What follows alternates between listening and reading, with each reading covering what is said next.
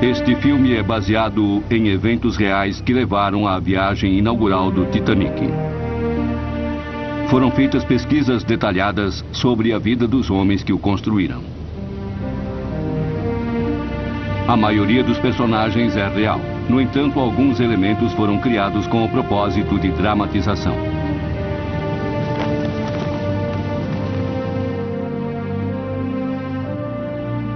As águas estão paradas. O estaleiro quase silencioso. Mas há um século, este local em Belfast testemunhou a construção de uma lenda. Aqui nasceu o navio mais famoso que o mundo já viu. O Titanic.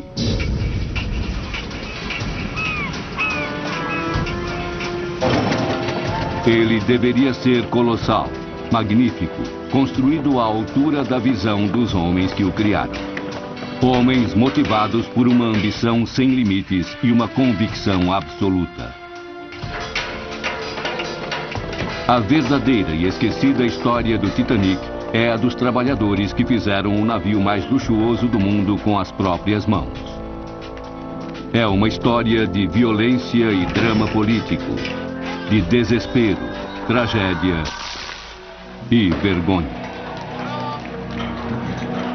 O Titanic, após 5 anos de construção, afundou em menos de 3 horas. 1.500 pessoas morreram. Entre elas, alguns dos homens que ajudaram a dar vida ao navio. Esta é a história desconhecida desses homens e de seu navio. Titanic, a lenda.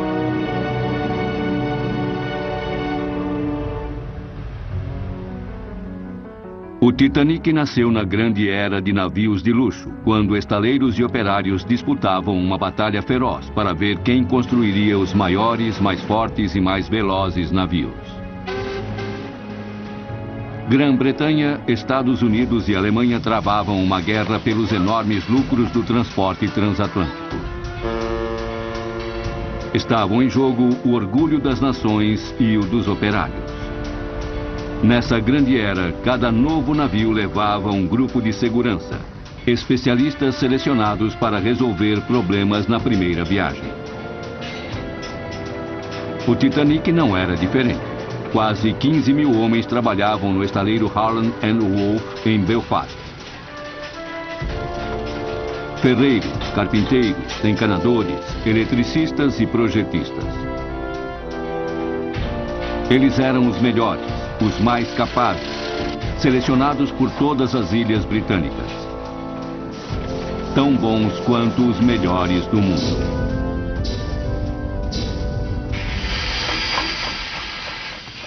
$4.000 desses homens trabalhariam no Titanic, e desses, apenas 8 seriam escolhidos para a viagem inaugural. A jornada de uma vida. A história deles começa 5 anos antes em Londres. Claro que Cunard gostou do subsídio do governo. Não preciso Casa Downshire, Belgravia, Londres, 1907. O local é a casa do irlandês William Peary, presidente da empresa de fabricação de navios Harland & Wolff. Naquela noite, ele recebia outro magnata da navegação. O navio deles quebrou o recorde da travessia do Atlântico. É uma grande Bruce bobagem. Ismay, presidente da companhia de navegação White Star Line e membro da Sociedade Londrina. A Cunard, concorrente da White Star, havia acabado de lançar o navio mais veloz do mundo. Ismay estava determinado a não ficar para trás. Como eu sempre disse, Bruce, velocidade não é tudo. Mas com certeza você entende por que devemos reagir. Essa busca por velocidade da Cunard é fútil, os custos não compensam. Se as pessoas querem grandeza, vamos lidar. Ele será tão grande como Mauritânia? Não. 1,5 vezes maior. O maior navio que o mundo já viu. Para competir com a Cunard, são necessários 2 navios. Para vencê-los, são precisos 3.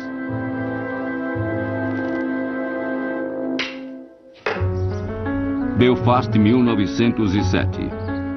O acordo foi fechado em Londres, mas o Titanic seria construído em Belfast, que era o centro industrial da Irlanda e contava com trabalhadores talentosos que haviam tornado a Harland & Wolff a maior construtora de navios do mundo.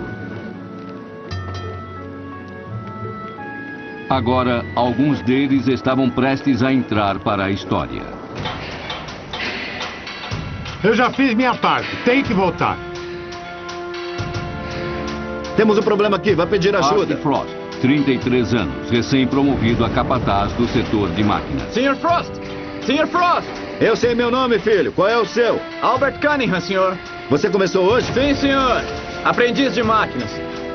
E Alfie Cunningham, o novo aprendiz, o cargo mais baixo em uma empresa com 14 mil trabalhadores. Diga o que sabe sobre o motor de um navio, meu jovem. Nada, senhor. Mas... Então é bom você aprender logo, meu filho. Ou cai fora em um ano.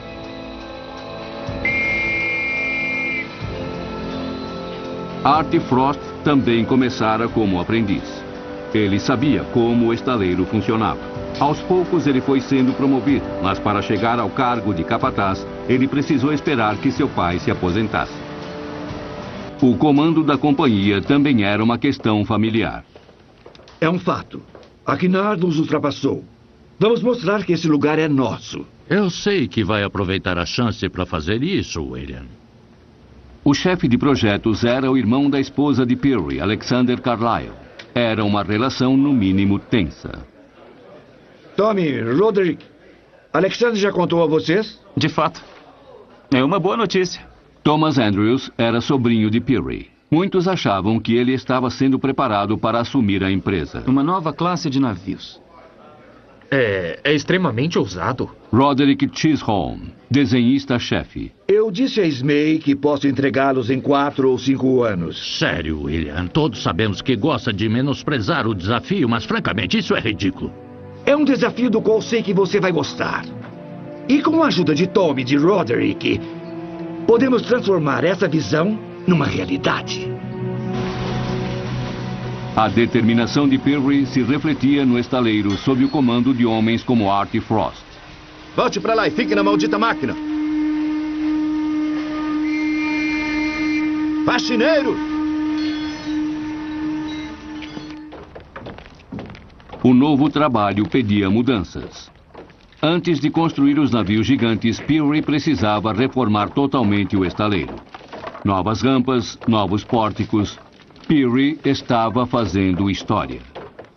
E para registrar isso, ele contratou o melhor fotógrafo da Irlanda, Robert Welsh, que iria fotografar cada fase da construção do Titanic.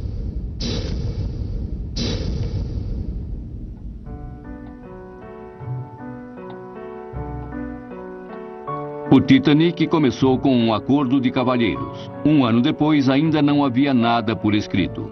Tudo dependia de Bruce Smay receber o que queria. Tem 4 chaminés? Correto.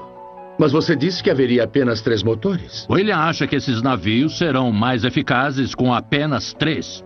E sabemos que quanto mais chaminés o navio tiver, mais o público terá vontade de viajar nele. A Cunard fez o Mauritânia e o Lusitânia com 4. Então, uma chaminé é ornamental. Exato, senhor. Eu acho que ele é magnífico. Quando podem começar? Podemos começar a trabalhar no navio 400 em questão de meses. O 401 logo em seguida. Então, é melhor assinar o contrato. É claro. Eles precisam de nomes. Não podem ser chamados de 400 e 401. Claro, como o 400 foi o primeiro da classe, devemos chamá-lo de Olympic. Concordo. E o 401? O navio é seu, Bruce. William, você conhece os clássicos. O Olimpo foi o lar dos deuses gregos, de fato. E quanto aos seus rivais, os titãs? Gigantes, todos eles. O parceiro de Olympic, então, deve ser o Titanic. Muito bem. Então será Titanic. O navio não poderia ter um nome mais adequado. Olympic e Titanic. Na opinião de Peary, esses grandes navios dariam início a uma era de prosperidade sem limites.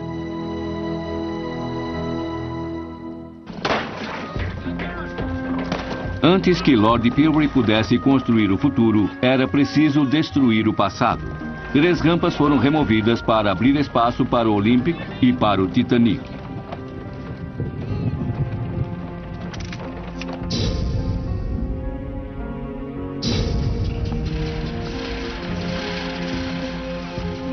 Em meio ao caos, a visão de Peary começava a tomar forma. Esses navios gigantes precisariam de pórticos de construção como o mundo nunca havia visto. Uma estrutura de aço grande o bastante para permitir a construção do Olympic e do Titanic lado a lado. A estrutura de 70 metros de altura, 256 de comprimento e 82 de largura, foi construída pela Harland & Wolff ao longo de 2 anos e custou $175 mil, equivalentes hoje a mais de 11 milhões de dólares. O pórtico tinha um sistema de guindastes móveis projetado para alcançar todas as partes dos navios. O Olympic e o Titanic confirmariam a posição da Harland & Wolff como a maior construtora naval do mundo.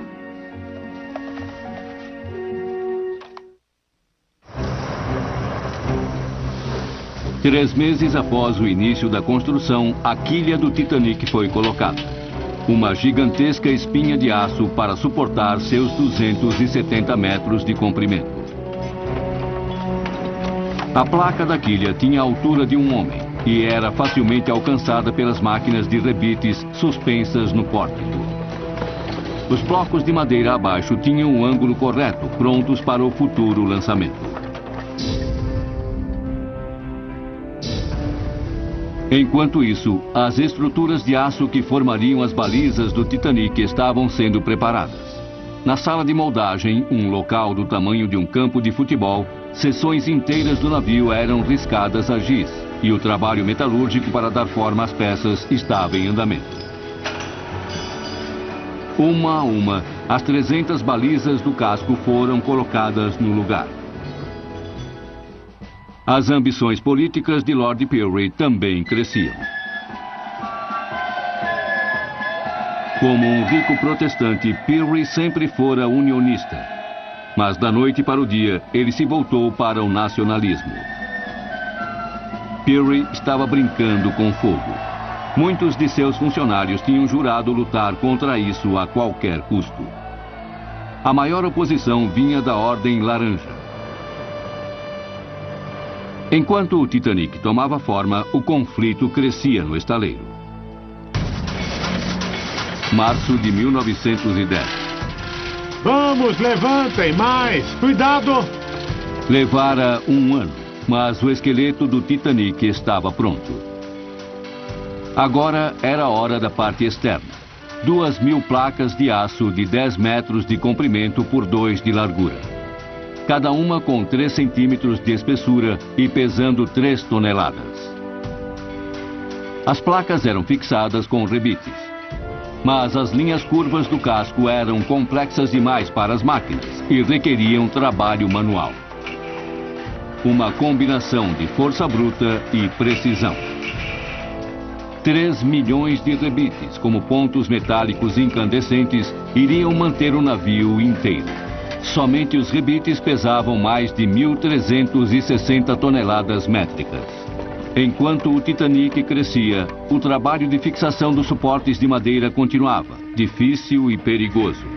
Enquanto o descontentamento político crescia no estaleiro, o comando via os primeiros sinais de discórdia quanto ao projeto do navio. O que acontece se houver uma colisão? Francis Carruthers, representante da Câmara de Comércio, encarregado de garantir os padrões de segurança. A área danificada ficará totalmente isolada do resto do navio, hermeticamente fechada.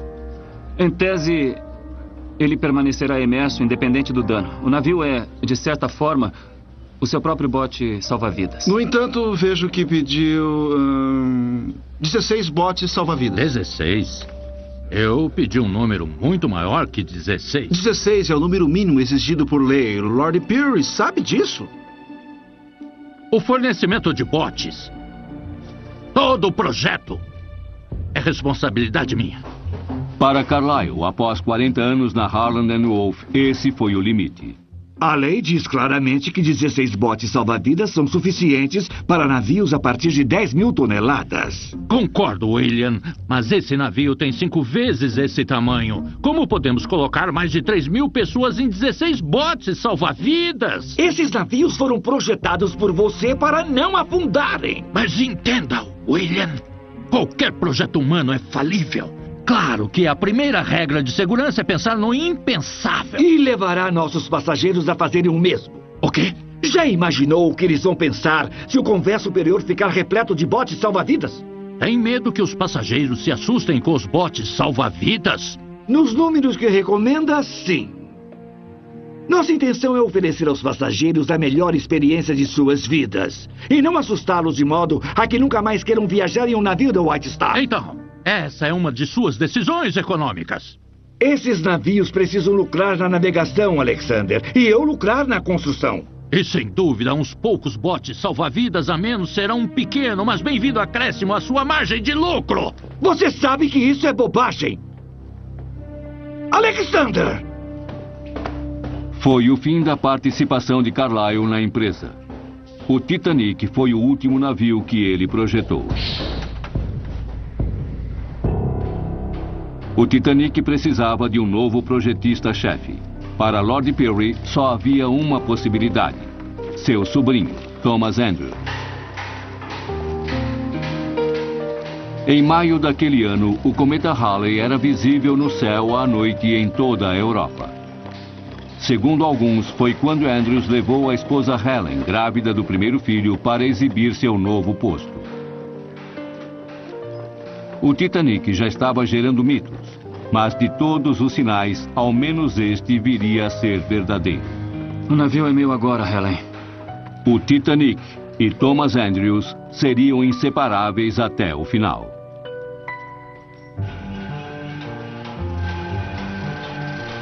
Em maio de 1910, o casco do Olympic estava terminado. O desafio dos operários do Titanic era alcançá-lo. No trabalho com metal quente, a rapidez era tudo. Os rebitadores recebiam por peça. Quanto mais rápido trabalhassem, maior era o ganho. O perigo era um companheiro constante. 17 homens perderam a vida na construção dos navios.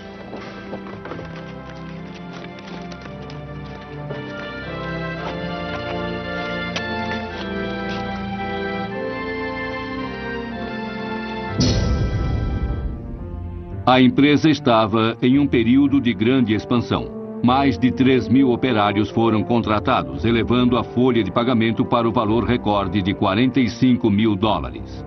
É o equivalente hoje em dia a $3 milhões por semana. O segredo da organização era a eficiência. Peary montou o estaleiro baseado em suas experiências com produção em massa nos Estados Unidos. A eletricidade era gerada no próprio local e pela primeira vez foi utilizado o sistema de trabalho em 3 turnos 24 horas por dia. Os trabalhos no Titanic e no Olympic prosseguiam dia e noite.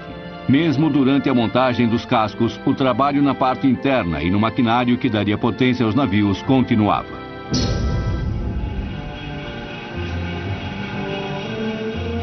Alf começava a trabalhar nas caldeiras do Titanic, que iriam produzir a energia para movimentar os motores.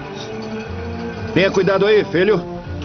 Haveria 29 caldeiras, cada uma delas alimentada por 6 fornos. No total, seriam consumidas 700 toneladas de carvão por dia, que iriam gerar 30 mil cavalos de potência para os motores principais. As caldeiras eram gigantescas, mas o Titanic era projetado para ter eficiência, não velocidade.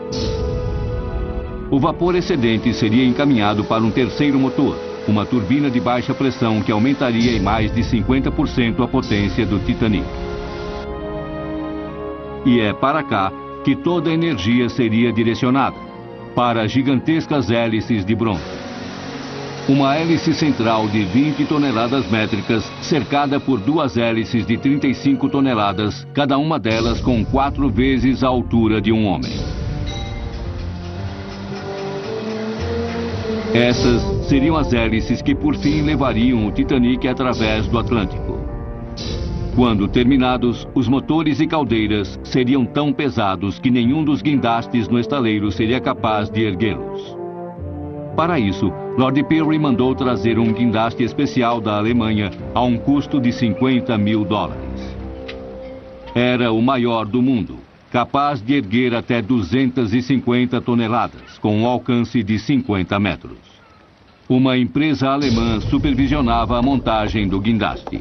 Durante os trabalhos, alemães e irlandeses se encaravam com suspeita. Tira isso daí! Eu não acredito! Para com isso! Tirem essa Ele bandeira! é um insulto pra nós. É! Esses alemães estão procurando encrenca. Isso mesmo! O guindaste gigante finalmente estava pronto, mas os trabalhadores alemães hastearam sua bandeira como toque final. Os irlandeses não ficaram impressionados. Tira isso aí! Para com isso! Para com essa bandeira! Tira isso daí! Tira! Desçam aqui! Queremos fazer um brinde pro futuro dos nossos países, senhores! Muito obrigado, senhor Xlom! Diga aos seus homens que são um bando de chorões! Mas mesmo assim, vamos tomar cerveja! Eles pedem muitas desculpas. Como assim? E eu prometi um trago para todos vocês! Os alemães entregaram o guindaste e a bandeira. Eles até mesmo içaram a bandeira britânica. Apenas 4 anos depois, esses homens estariam em guerra. Mas, por enquanto, paz. 31 de maio de 1911. 7 meses após o lançamento do Olympic, chegou a vez do Titanic. Uma última inspeção foi feita por Pirrie e por Ismay. Mesmo sem os motores e o acabamento, o casco pesava 22 mil toneladas.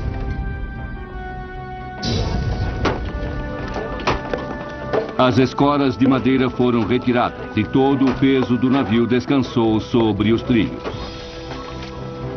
Na plataforma de lançamento estava o capitão Edward J. Smith, que iria comandar tanto o Olympic quanto o Titanic. A 10 minutos do lançamento, uma bandeira vermelha foi içada para afastar qualquer outra embarcação das proximidades. O Titanic estava apoiado nos trilhos da rampa, totalmente recoberto com 20 toneladas de sabão líquido e óleo de trem. Somente 2 gatilhos hidráulicos o seguravam. Não haveria champanhe nem cerimônia de batismo para o Titanic. Esse não era um procedimento da White Star. Um simples comando bastava. Liberar os gatilhos!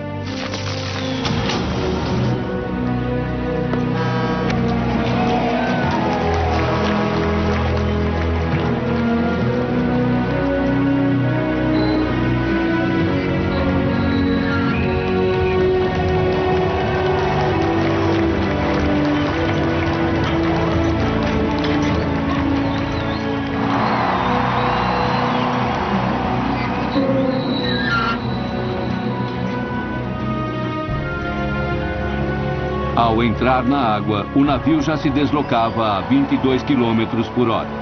Somente as correntes de arrasto atrás dele, pesando 150 toneladas, poderiam detê-lo.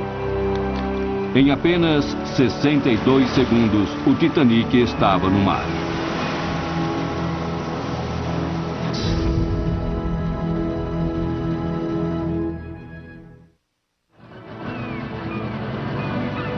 O Titanic ainda era um casco vazio, esperando que carpinteiros, engenheiros e pintores o transformassem no orgulho da White Star.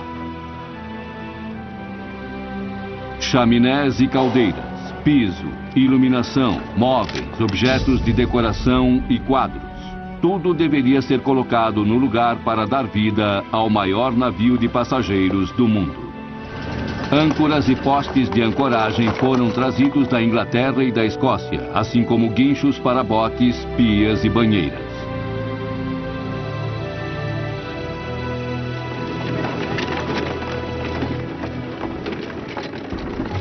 Mas era a própria fundição do estaleiro que produzia as maiores peças e equipamentos para os motores e turbinas que seriam colocados no interior do navio. Artistas contratados, alguns trazidos da Itália, iriam produzir todos os finos detalhes e painéis trabalhados para a decoração interior do navio. Naquele ano, também seria escolhido o grupo de segurança do navio. os 8 funcionários que ganhariam um lugar na viagem inaugural. Muitos sequer haviam saído de Belfast. Os Estados Unidos eram algo inimaginável. Eu vou lhe dizer uma coisa, Liam Flaherty. Acho que você vai ser um excelente profissional. Devia dizer isso ao meu pai. Seu pai é surdo. Mas vou falar com outras pessoas. O Sr. Cunningham, por exemplo. É muita gentileza, Sr. Miller. O Sr. Andrews pediu a ele que recomendasse 2 pessoas para irem na viagem inaugural do Titanic.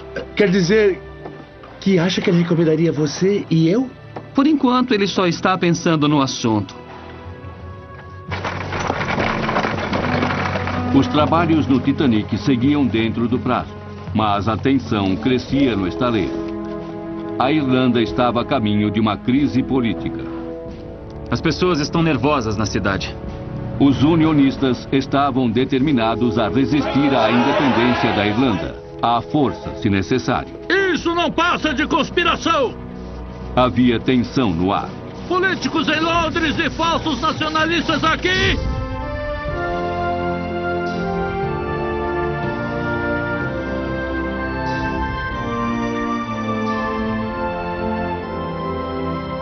Somente no Titanic, o mundo real parecia distante. A visão de Peary estava ganhando vida. Para os construtores, o Titanic tinha se tornado o navio de seus sonhos. Olha só isso, Alf. O Titanic é magnífico. Nós realmente fizemos isso? Você, eu e mais 1 ou 2. Ele não se construiu sozinho, com certeza. Mas não é demais? Sólido. Parece que sempre esteve aqui. E sempre estará. Mas então, o desastre. O Olympic ficou seriamente danificado em uma colisão com o cruzador naval HMS Rock. A proa blindada do cruzador fez uma abertura de 3 metros na lateral do Olympic. Houve danos em 11 placas de aço e no sistema de propulsão. O impacto foi sentido em Belfast, onde o Titanic estava quase pronto. A preocupação agora era que o imenso tamanho dos navios dificultasse as manobras seguras. Fica claro pelas fotografias qual foi o navio que levou a pior. Mas os construtores do Titanic sabiam como lidar com a imprensa. O Olympic resistiu bem à colisão. Imagine o que teria acontecido a qualquer outro navio que tivesse sofrido tamanho estrago. Digamos o Mauritânia. A água estaria entrando e os tripulantes estariam correndo freneticamente, tentando fechar todas as portas entre os diversos compartimentos. Mas nós, na Harland & Wolff, criamos as portas estanques automáticas. O simples acionamento de um interruptor isola todo o navio e o põe em segurança. Muito se falava das portas estanques, um projeto que a Harland & Wolff havia copiado de um concorrente alemão. Mas o que não se podia negar era que elas tinham funcionado. Assim que a água é detectada no navio, um interruptor elétrico aciona automaticamente o fechamento de todas as portas estanques no navio. Sr. Frost, é melhor vir para este lado, Sr. Greaves, ou ficará muito molhado. Aqui estamos, seguros e secos. Vejam. Com as portas automáticas fechadas, o Olympic manteve-se na superfície, mesmo com 2 compartimentos totalmente alagados. Então isso vai tornar o navio o quê? Insubmergível? O capitão Smith havia afirmado exatamente isso. A navegação moderna conseguiu ir além disso. Se há navio mais seguro, não o conhecemos. Para mim, ele é praticamente insubmergível. Praticamente insubmergível foi o termo usado para divulgar o Titanic. Para muita gente, significava apenas que ele era seguro. O fato de o navio irmão ter resistido à colisão com um cruzador apenas reforçava essa impressão. Mas com isso, o prazo de conclusão do Titanic foi comprometido. Ele cedeu seu lugar na doca seca para a realização de reparos no Olympic. O Titanic também cedeu a haste da hélice de popa para substituir a peça danificada no navio irmão. Com relutância, Lord Peary adiou a data da viagem inaugural do Titanic para abril de 1912. Seria uma decisão fatal. Nessa época, haveria muito mais icebergs no caminho do navio. Janeiro de 1912. Peary também estava numa rota de colisão. Ele iria defender seus interesses a qualquer custo. Iria comandar uma passeata no centro de Belfast. Continue abaixando. Isso. O futuro de Ulster estava em jogo, mas o Titanic finalmente estava em doca seca. Unionistas ou não, para alguns trabalhadores, o que importava era terminar o navio. Está sabendo que tem sempre rapazes que são enviados no navio na viagem inaugural? O grupo de segurança? É. Eu tenho um amigo que acha que será escolhido. É verdade. É, e isso me fez pensar se o chefe dele não brincou com ele. Por que acha que ele faria isso? Bom, para começar, o sujeito é católico. Não tem lugar para sectarismo nesse estaleiro. O trabalho é o que importa. Eu digo isso como protestante e membro da Ordem Laranja. Eu só sei quais os engenheiros que vão. O senhor? Talvez eu tenha uma lista de aprendizes em mente para levar comigo. Não quer dizer que... Não aceite como fato consumado, Alf. Mas... Apenas continue, trabalhe duro e veja o que acontece. Para Alf Cunningham, novos horizontes. Pessoal...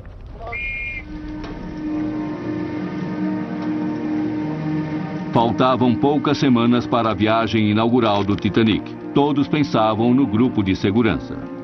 Está mentindo. Não estou.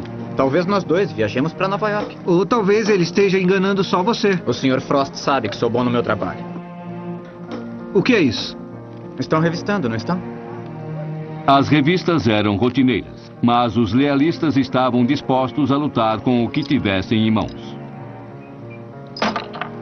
Rebites haviam ajudado a montar o Titanic. Também serviam como munição letal.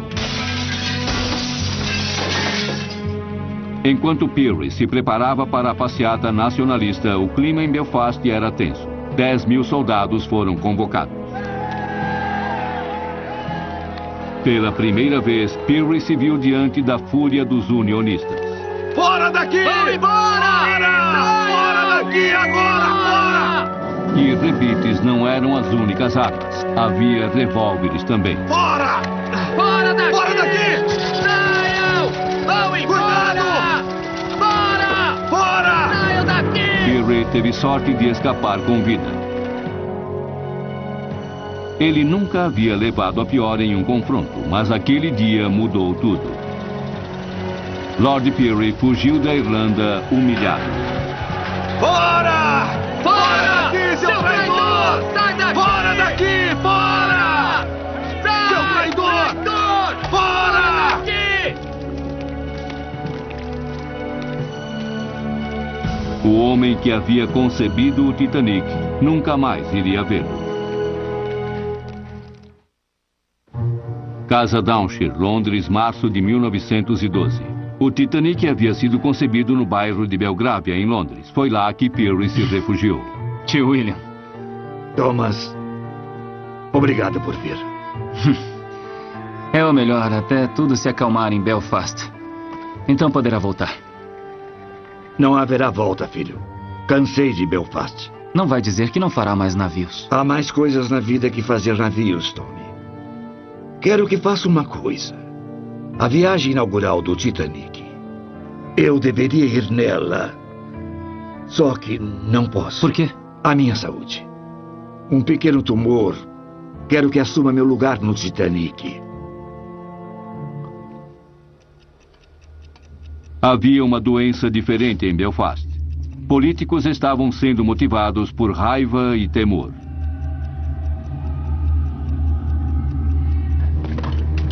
E no estaleiro havia contas a acertar. Clark! Clark!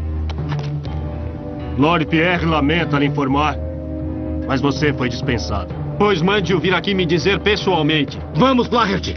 Você não é surdo! Se tocar em mim de novo... Vai fazer o quê? O que está acontecendo? Liam, saia daqui! O que estão fazendo? O seu pai foi dispensado. Vamos acompanhá-lo para fora do estaleiro. Ah! Saia daqui! Tenho notícias para você. O Titanic parte em 1º de abril e estamos nele. Estamos no grupo de segurança e seu amigo Liam Flaherty vai conosco. Ele sabe. Eu duvido muito. Aonde vai, filho?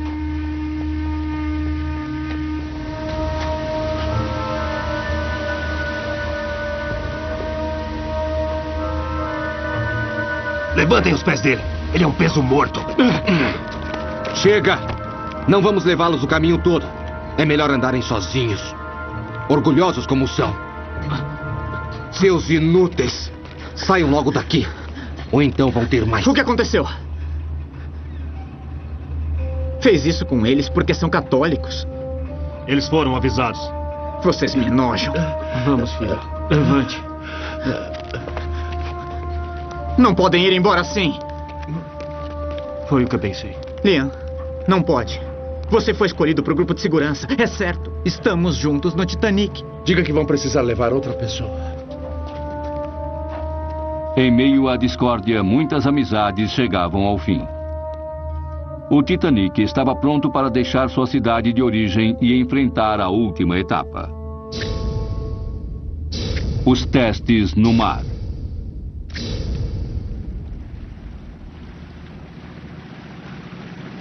Liberar rebocadores.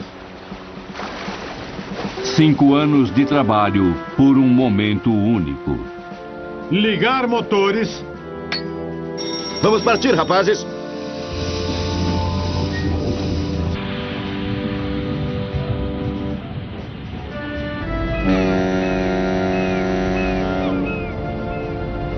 O vapor das caldeiras movimentou os motores principais a uma pressão de 15 quilos por centímetro quadrado.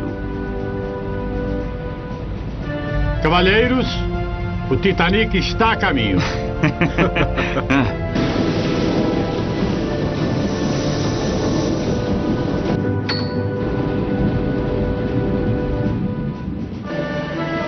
E com a turbina movimentando a hélice central, o navio atingiu velocidade de cruzeiro.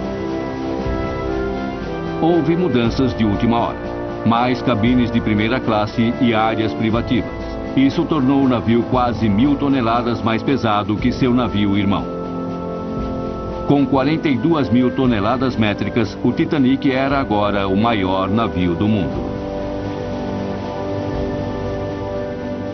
Os testes no mar não eram apenas uma formalidade. Virar para estribordo! Francis Carruthers, da Câmara de Comércio, estava na ponte. Em 3 anos de construção, ele inspecionou o Titanic quase 2.000 vezes. Não espero que ele vire rapidamente, Capitão Smith, mas dentro dos limites razoáveis. Cabia a ele assinar o certificado de segurança. Naquele dia de abril, no mar da Irlanda, o Titanic foi submetido ao teste crucial. Na velocidade máxima de 40 km por hora, em quanto tempo ele poderia parar? Reversão total na proa. Reversão total na proa. Reversão total! Rápido com isso, rapazes!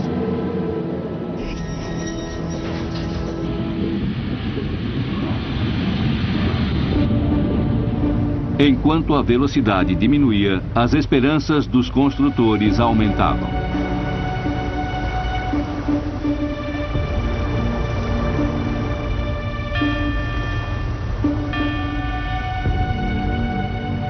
Então, Sr. Carruthers? 800 metros. Muito bem. Isso é bem razoável. Excelente. Excelente. O navio parou em bem menos do que 1 quilômetro, menos de 3 vezes o próprio comprimento. O certificado de transporte de passageiros foi validado por 1 ano. O Titanic estava livre para viajar pelo mundo. E a ocasião levou a bordo alguém que o conhecia muito bem. Sr. Miller. Alfie. 2 meses antes, Thomas Miller havia deixado o estaleiro e se inscrito como auxiliar de convés. Ele estava de volta ao navio que ajudara a construir. Olá, como foi que o senhor... Meu segundo emprego como auxiliar de convés até Nova York. Faltava pessoal, pagam bem. Ora, isso não é ótimo? E você também vai? Vou. Então vamos nos ver bastante, não é? Parece que sim.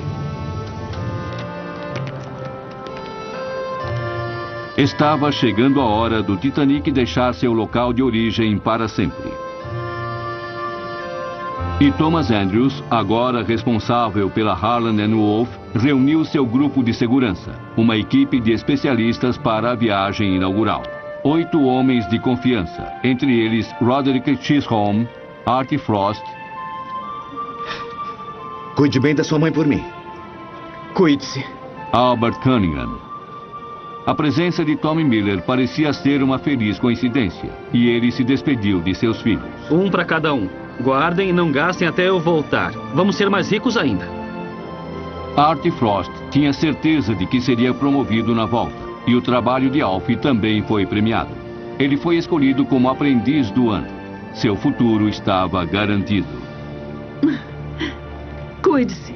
Todos embarcaram no Titanic cheios de esperanças e expectativas. Nos vemos em algumas semanas.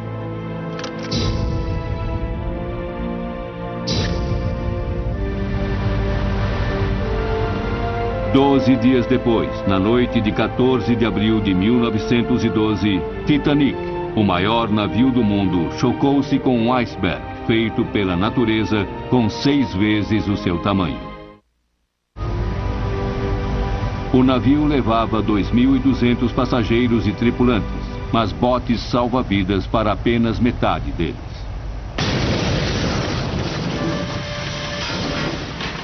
Rebites se soltaram e placas de aço se partiram, e 6 aberturas deixaram o Titanic mortalmente ferido.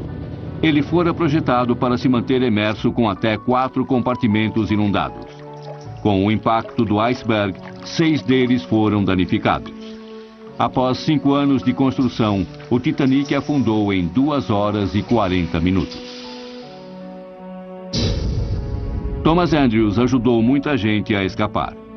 Ele foi visto pela última vez sozinho na primeira classe. Artie Frost foi visto correndo para a sala de máquinas. O corpo de Roderick Chisholm nunca foi encontrado. Alf Cunningham, de 21 anos, foi registrado entre os sobreviventes. Foi um erro de identificação. E Tommy Miller morreu ao lado de seus ex-colegas de trabalho. Todos os membros do grupo de segurança, os homens que fizeram o Titanic, morreram a bordo do navio. 1.500 outras pessoas morreram com eles.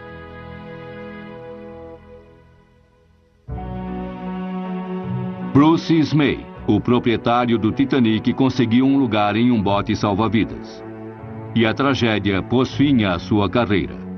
O inquérito isentou de culpa os construtores, mas a saúde de Lord Peary estava debilitada. Ele morreu praticamente falido. Em Belfast, os homens que construíram e navegaram no Titanic têm seus nomes lembrados. Seus familiares ainda guardam suas lembranças. De Thomas Andrews, um telescópio. De Roderick Chisholm, um livro apresentado no lançamento do Titanic. De Artie Frost, seu apito e sua régua. E de Tommy Miller, as 2 moedas que deu aos filhos. Não gastem até eu voltar. Vamos ser mais ricos ainda.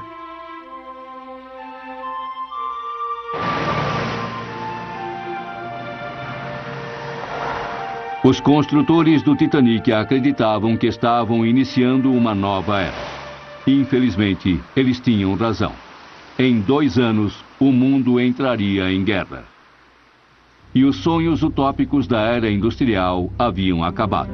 Mas os sonhos dos homens que deram vida ao Titanic nunca morreriam. Eles se tornaram parte de sua lenda.